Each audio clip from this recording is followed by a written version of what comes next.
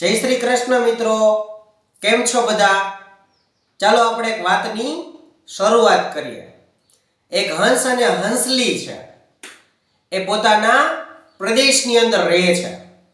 પોતાનું જીવન છે એ બહુ સારું એવું વ્યતીત થાય છે. એક દિવસ એ ઉડે છે. ઉડતા ઉડતા એ દૂર દૂર સુધી ચાલ્યા જાય છે અને ત્યાં ઉજળ અને વેરાન વન વગડો હોય છે. ત્યાં વયા ગયા એટલે એ જોઈએ છે કે અહીંયા તો કાંઈ પણ વસ્તુ છે નહીં, માત્ર વન વગડો છે. એટલામાં બને છે એવું કે હંસલી છે એ હંસને કહે છે કે તમે અહીંયા મને લઈ આવ્યા છો પણ મને ગમતું નથી, ચાલો આપણે આપણા પ્રદેશમાં ચાલ્યા જઈએ એવું કહે છે.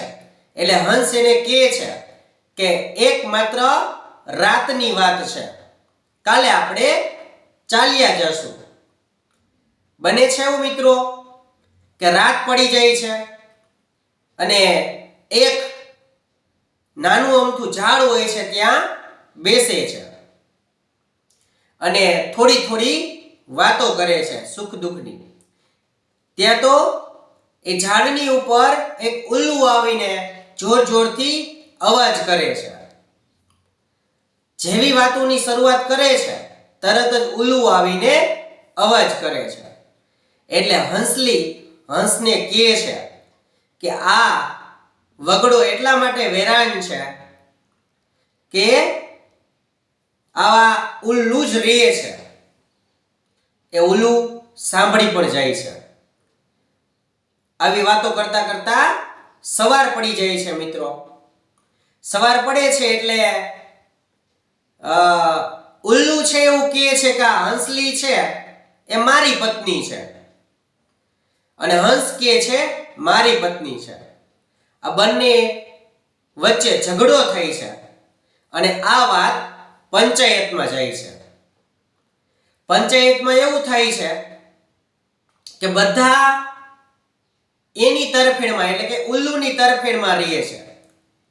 એટલે હંસ અને હંસલી એટલા રડે છે કે વાત ના પૂછો.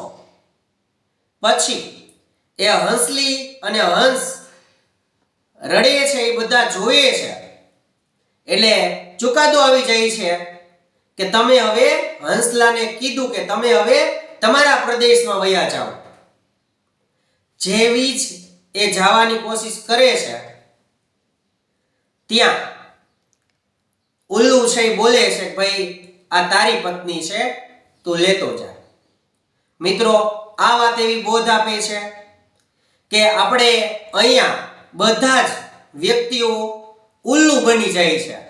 એટલે ગમે ત્યારે ગમે તે બાબતમાં ઉલ્લુ ન બનવું. જય હિન્દ, જય ભારત.